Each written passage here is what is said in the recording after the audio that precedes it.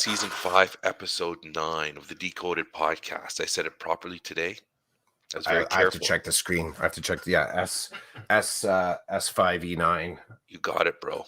S5E9. It's Saturday. It is. Okay. This morning. I'm glad I can make you laugh, Christopher. That's good. Yep. Lift me up. I woke up kind of groggy, like getting out of bed or whatever, and I grabbed my phone, which I know like the experts say don't wake up and grab your phone first thing. I'm glad that works for them. I'm going to do what works for me. So Mm-hmm. I pick up my phone and I saw some messages on Twitter, tweets, not messages, talking about how Advent starts tomorrow. Advent is the season of preparation for Jesus' birth for Christians. In case you didn't know, I didn't want to assume. But anyway, you've heard about Advent from me over the years because as a classroom teacher, I would always jump into Advent with my students and we would start talking about it, start thinking about it. We'd create a video. That seems to be like the component, the creative, fun, innovative component that I would bring to the table with my students if they were interested. And I see these tweets. I go straight to YouTube to revisit the videos my students made around Advent. And dude, I have to tell you, I felt something. I felt like a moment of, oh, I miss having my own classroom of students. Mm-hmm. Mm-hmm. So anyway, I put together a tweet about Advent, pushed it out, connected that video because the video that was created in 2017 is timeless. It's about Advent. It's about how to prepare. It's about what to avoid. It's that message isn't going to change. So it's like I was so proud. This is hilarious. This is like 15 minutes before you and I come online. I'm sitting there feeling I miss my class, but I feel this pride in the what the students were able to do and create. Mm-hmm. I feel good about the start of Advent tomorrow for me and like what I believe. And yeah, all that wrapped up into creating um, this great avenue to lead me here with you today doing this podcast. That's how I started my morning, and I'm really pumped because my day's only going to get better from here. So I can't wait. I'd have to go back to listen to the game tape way back in the day when I can remember us talking here in one of the seasons about my deep appreciation for how clearly education is connected with sort of I mean it's spiritual wellness, but it's the other part of education. It's the relationships, it's the being a better human. It's the I would call it philosophical use of kind of mentor text, like you're sort of following in the steps of individuals that have done great things, protested, pushed boundaries, pushed issues, represented goodness, wholeness. I like that there's I like that there's religious expectations. I like that the Catholic education system, or the education system, what'd you say? Would you say the education system that is Catholic, or the Catholic education system? I guess we have to use the common tongue is like, Catholic board, public board, right? Okay, I guess Yes. we're not going to rewrite the binary now. Well, you do whatever you want with it. All right. I'm just going to leave you alone. Okay, thank you. So it's what I dig about when the conversations around this season pop up, and I'm thinking it's season 1, 2, 3, 4, and now 5. There's been discussion around how does your spiritual practice intersect with the classroom, and how does it help support you as far as seeing yourself in the classroom? How does it help the students connect with each other, see themselves in the classrooms? And I dig it. One of the things I was wondering with this season upon us is what it looks like from, how you're navigating the system now in a very different place, so without the class. And I guess where I put the I put the I put in the same category, I guess, for now. Here's my mistake making approach to looking at um, Catholicism within your current workload, like your current job that you're doing. I would put it in the same category as how are you supporting equity initiatives? How are you supporting numeracy? How are you supporting literacy? Um, how are you supporting Catholicism as well in the work that you're doing? Because there's I think a really easy or oversimplified belief that it'll happen because you're there and you're a Catholic, right? There's got to be more intention around it. You won't accidentally support these things just by, you being your awesome self, right? Sitting beside a kid and saying nothing, but claiming that that's you're doing your job. Well, we know we've had discussions. It's far more fine grained than that. Yeah, so that's you had me thinking about that on your behalf. Just how is that how that's going, and um the complexity of it. Again, because every season so far we were talking about how you were preparing, like you said in the video, how you were preparing yourself, how you were helping the students to prepare themselves, and how they were interacting with each other as we move into this deeply contemplative season within Catholicism. I'm curious. Don't make me laugh. Oh, sorry. Yeah. It's okay. It's all good. I'm laughing like a weirdo. Um,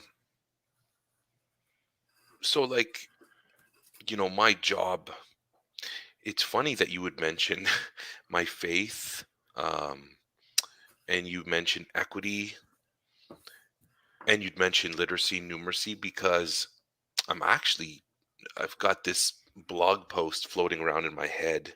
It's for my leadership blog. I've got a blog post flying through in my brain, the thinking process around how as a Catholic educator who's interested in leadership, how am I serving my students and serving the mission of my portfolio, I guess, and still considering how I continue to grow as a leader. And I tell you, it's awesome that you bring up those things because I can answer those questions. You're One of welcome. the Thank you. One of the and the reason why it's one of those things where it's like somebody asks you a question and you already know the answer because you've been thinking about it. You've been working And not through even it. maybe not even realizing or hoping someone would ask that question. Those are the Oh, good it's yeah. those are the good moments where you're like, it's not just a wow, that's a good question. It speaks to something deeper, and you're like, I've been craving to answer this question for some time. Yeah, yeah. For Like I ask these questions of myself each day as I'm driving around from place to place because I want to continue to make sure that I'm grounded in something, right? Mhm, Not only my values, but the values of the system that I represent and the true work that I'm supposed to be doing. So when you talk about the faith component, right away, I think of social justice and what mhm, that means in my faith. It's like, standing up for the little person, advocating for people that don't have as much or don't have it all, and then finding a way to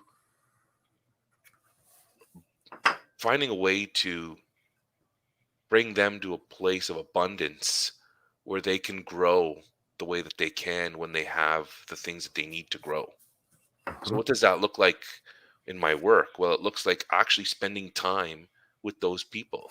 Rather than just talk about those people, I actually spend time with them, right? So I visit with people and I sit with kids who may have mental health concerns or come from a household with low income or have special education needs, learning issues, social issues. They don't seem to fit, right?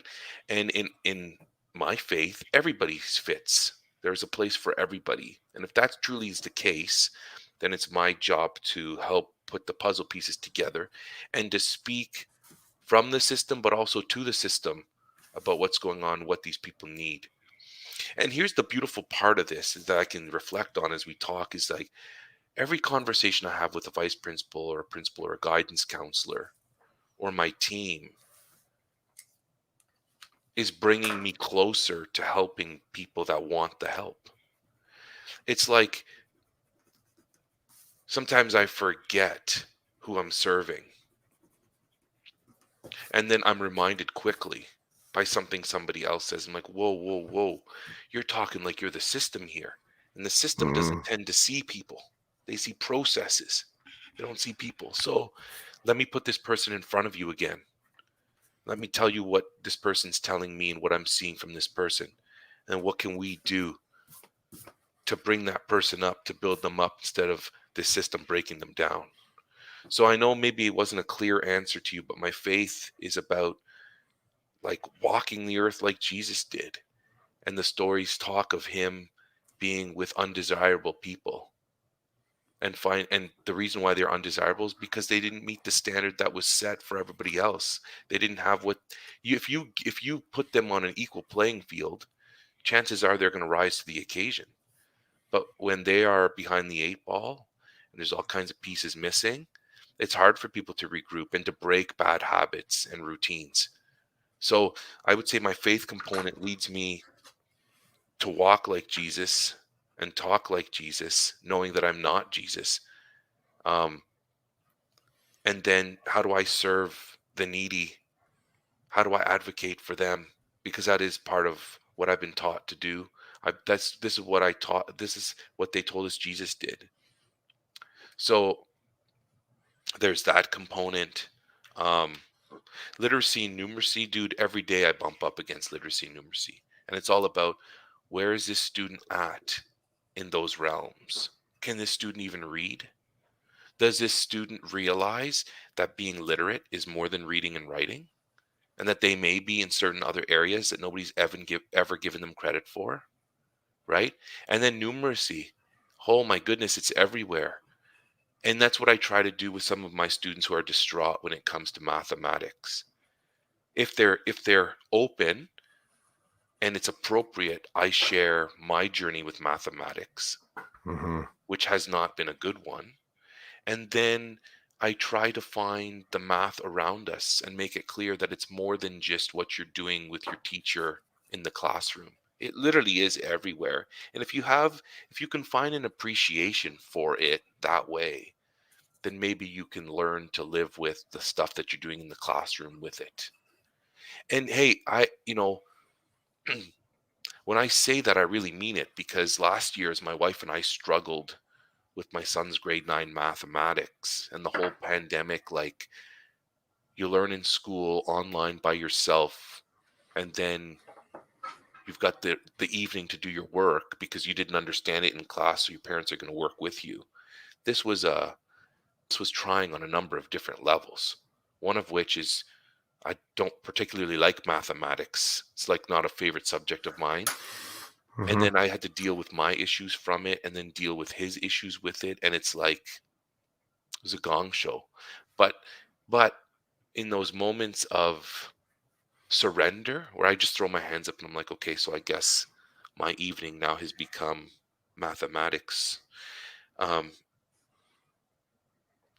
that surrender allowed me to see some of the beauty in it. Like there's nothing better than when I was working with my son and he'd say to me, "Oh, I understand how to do this." I'm like, "What do you mean?" He's like, "Well, I talked to the teacher and he said this, this, and this," and then I'd watch my son run away with it. And I'm like, "This is awesome. Like this is awesome. I'm not supporting him anymore. He's supporting me." Right. And I found those moments. And even now it's hilarious. Something will come up in daily life and my son will make the connection to the math class he did last year. I was like, oh, okay, this is, this is positive. This is promising as well. That Mm-hmm. it wasn't just a course in time, but that you can make connections. This is what they always say math is about, right? But it's getting past the sitting down and doing all this stuff that sucks and that is part of the curriculum that you have to get it done. You have to learn it. You have to understand it. So literacy and numeracy is like I could give you concrete examples if I thought about some of my students and how they're operating, but generally that is an ongoing theme. Generally, my students are ones that have needs around reading, writing, numeracy. So that's challenging to try to tell them, just hold my hand and let's walk down this path. Stop being scared. There's somebody beside you. I mean, be scared if you want, but like take a risk here. Someone's going to walk with you. I have found, I know this tangent, but now seeing that some of these kids, all they needed at this moment was someone like me to just walk beside them. That's all they needed. Um, that the system can't provide that. It's like the question that we're talking about. It's the question you didn't even know you wanted someone to ask you, but they do. And you're uh, like, you know what I mean? Like it creates just like these synaptic open spaces where you're receptive to whatever that person, the goodness that they're going to offer you, the support that they're going to offer you. I think as the teachers, though, finding some of the bravery first to get to know the kids, second to actually ask those types of questions. And I don't have a sort of like a framework to get there, but we know that it's not an interview question. I think we know that it's not an interview question. It's sometimes is a question that doesn't have a comfortable answer to it, right? So when you actually get the head nod or just the slight, now you've captured my attention, teacher, kind of look from them, and you've got that invitation into their space where they're willing to accept like you noticing that a kid is cool with you walking beside them, figuratively or literally, and supporting their whole self. When you notice that, um, the more important part is, at what point and how deeply does the kid notice it? That they've been changed. You've been changed by engaging with each other in this way. Um, and it starts to get into, slightly philosophical, but to just ground it in something human, I I do believe it's palpable. It's noticeable when you go from kind of like the friendly to sort of friends in the room. And it's not because you're asking, it's not because you're information seeking. It's because you've asked a question you've asked the question and provided an opportunity for the kid to answer that question that they've been asking themselves for a while. It's alignment. It's a beautiful bit of alignment. So I like this conversation.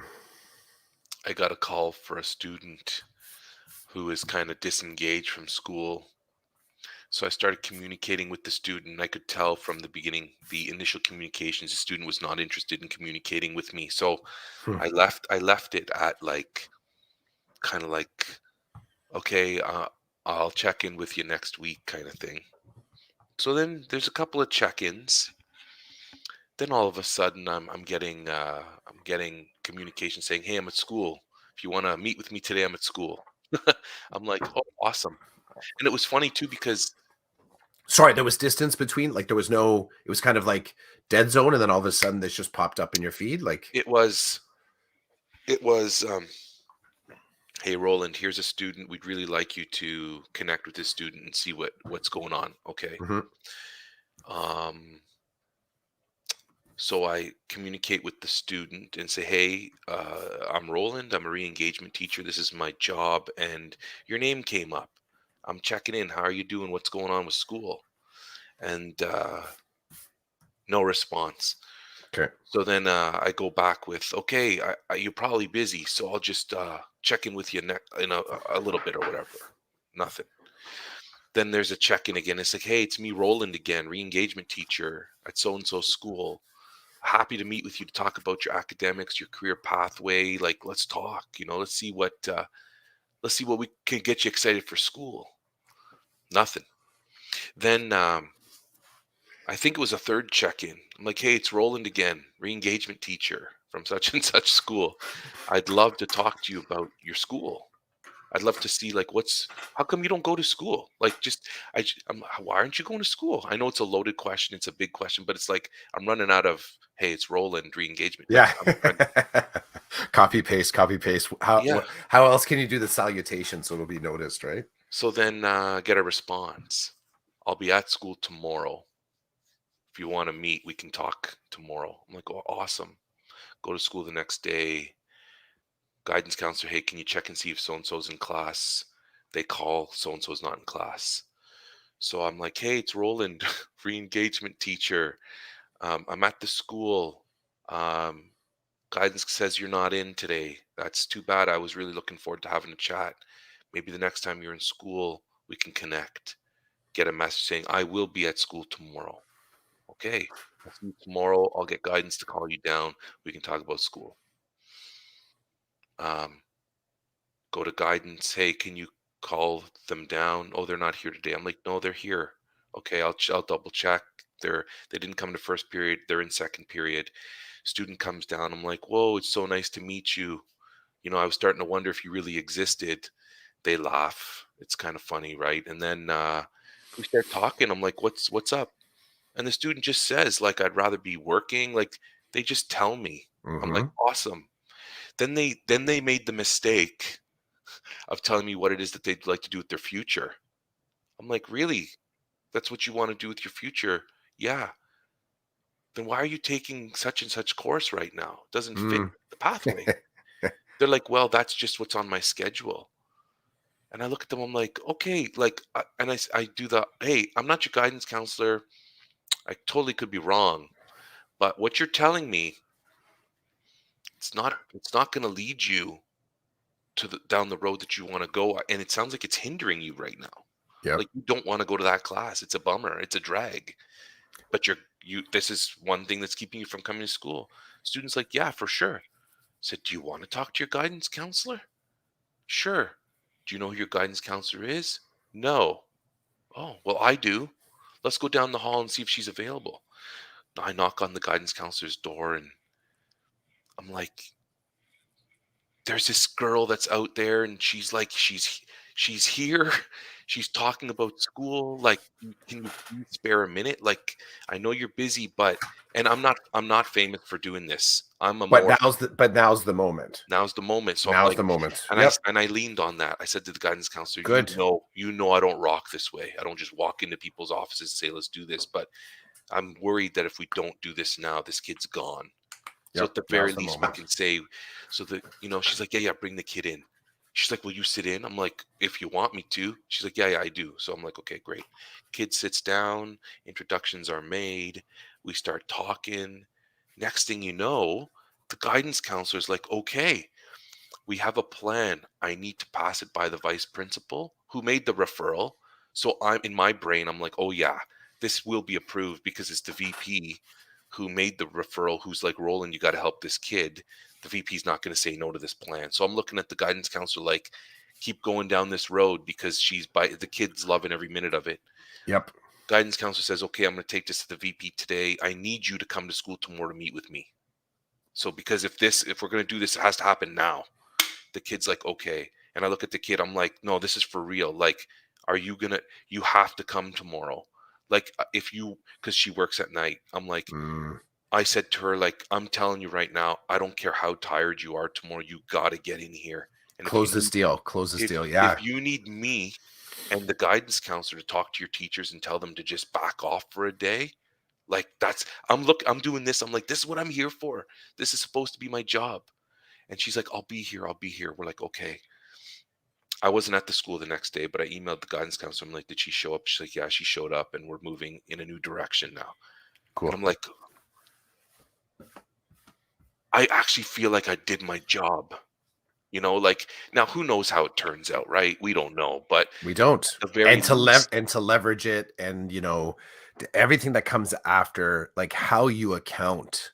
I love hearing I love hearing about these moments. Love it.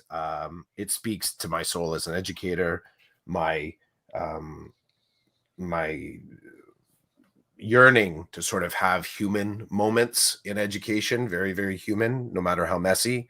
Um, I love how it's represents your consistency. It reminds me, I had a year where I was saying to students, I'm elemental. They're like, what does that mean? I said, I'm like the ocean, dude. Like, I will be here. I will be here today. I will be here tomorrow. I will be here a week from now. I'll be here a year from now. I'm elemental. I'm going to keep doing this job and sort of trying to provide the resources, for students that want them. And I'm there. I'm like the ocean. And the kids are like, Clef, like you're too much. But I felt like I didn't have the words to try and really articulate how how the constancy and consistency that I felt like I could provide. And I love it. I love how this moment where you're spending the time seeing your work in alignment with the kids' wellness, in alignment with what you perceive to be your identity. Like, this is a sweet spot. This is a sweet spot. And again, my and analytical brain goes, now what, or the so what. I always like to hear about the moment just after that. What do you do with that data? And that can be telling. That can be telling, right? Because if, like, this moment very much for me is open-ended, right? And success is fragile. It feels good, but it's fragile. And depending on the next step of resources, it could be fleeting in this particular case, right? So we take it one step at a time, reinforce, reinforce, reinforce, reinforce. Or I scaffolding is fine. Sometimes scaffolding to me is far too external. Sometimes you actually have to do, infrastructure reinforcement, things on the inside to sort of, keep this plan going in the right direction, and that the right direction is the direction that the kid wants it to go in, right? In this case. But I'm always fascinated. I get fascinated about how I have heard times where, something like this, a situation like this, a child like this working through these challenges, and the system definitely doesn't know what to do with that data point next. And the system's going to push a whole lot of, it's going to system. It's a system. It's a system, even though humans are entering the data most times. But how does this particular moment look to someone who's not like you or me or the guidance counselor? Because that's where the outside starts to creep in, right? The perspective of the outside, potentially the judgment, the measuring, the efficacy, are we moving towards graduation? Or for me, I would say, yes, we're moving towards. They're like, what does that mean? We're moving towards. Before, we were like towards, but we weren't moving. Like we were looking, but now we're moving towards. Which is a positive next step. Because momentum is way better than inertia. It is. Like, a locomotion is so much better than just making a bunch of plans where you see no growth or movement. I'm happy for you had this experience, dude. This is cool. Hey man, I'm happy for the kid. Like, Yeah. this is like the kid was actually like, you mean I can drop this class and go into this one? And it was like the kid told us what the kid wanted to do. Like, it was exactly the way that the job is supposed to be according to the way it's been defined, a collaborative process. On paper. Well, yeah, so on paper it matched in real life what's going on, but it was like, just like, okay, you didn't engage, you didn't engage, you didn't engage. Finally, you engaged. I even said to the kid, why did you respond to me? What made you want to respond to me? Mm-hmm. And the kid was like, well, you're not a teacher at this school. Like, kind of like, you don't have, why would you even want to talk to me? You're not even invested in what I do here.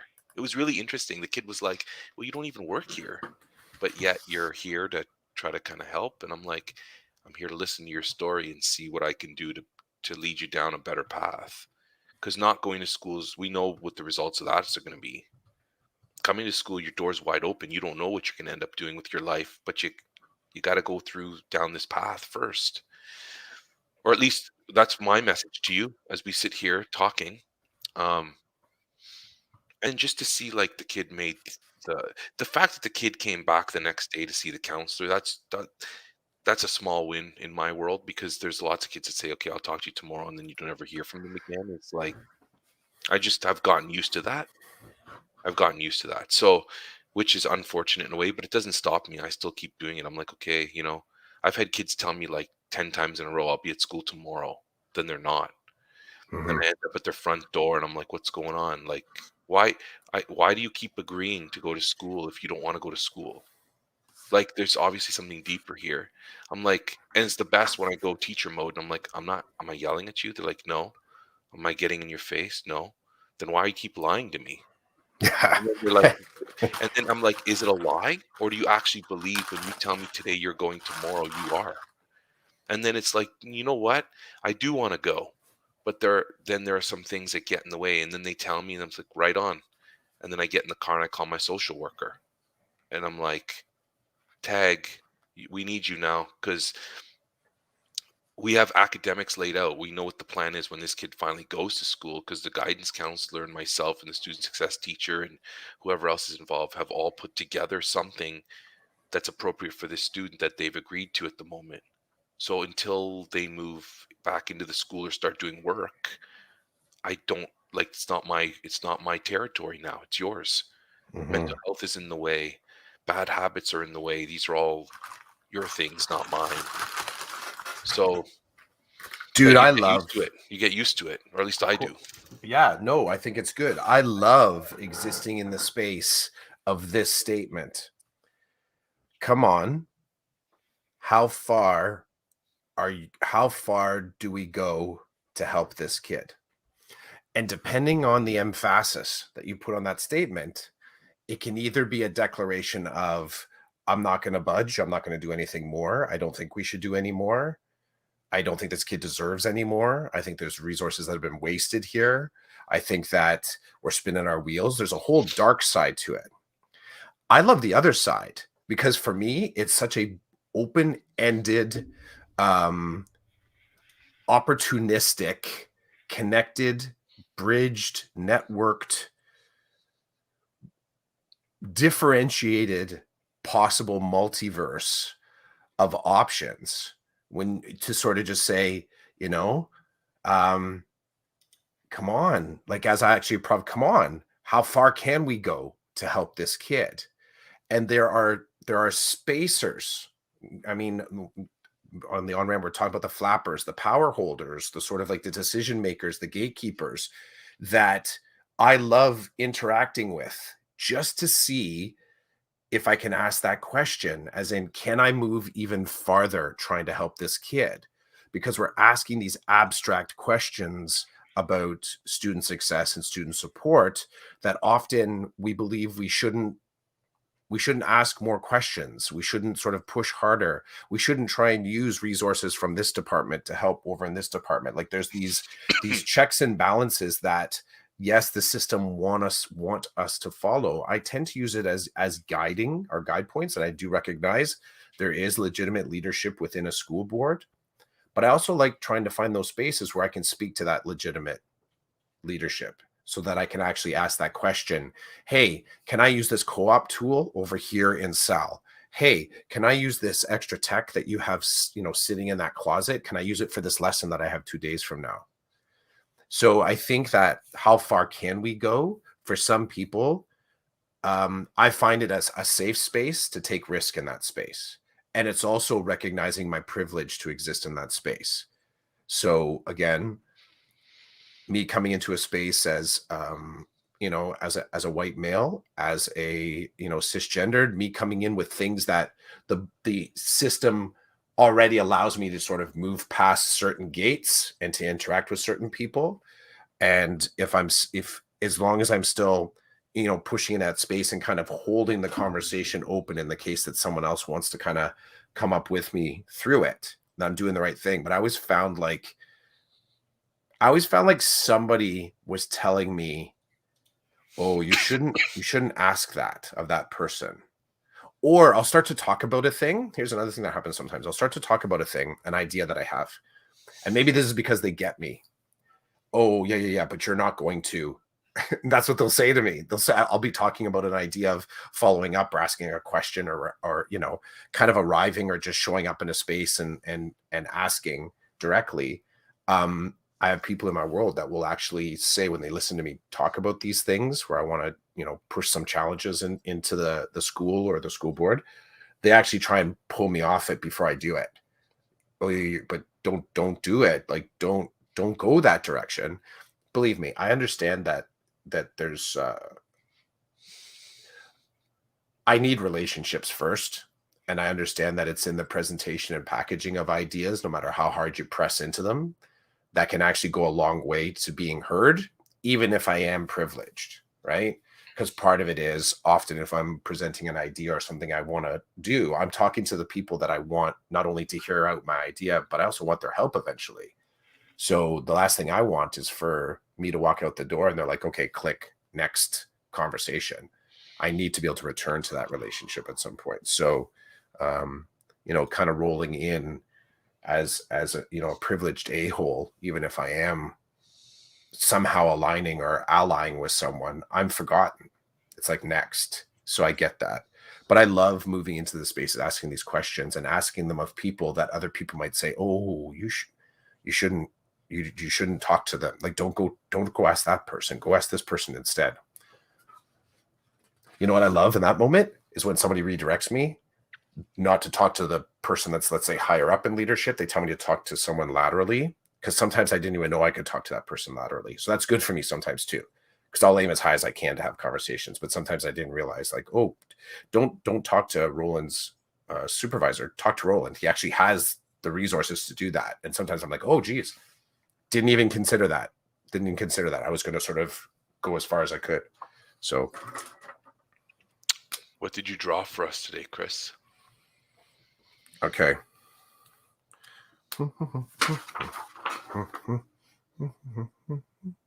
Oh, it's a puppet with strings attached. Cool, man. Oh, there's one string that's not attached. It's the head. It's broken. I wonder what that means. You know that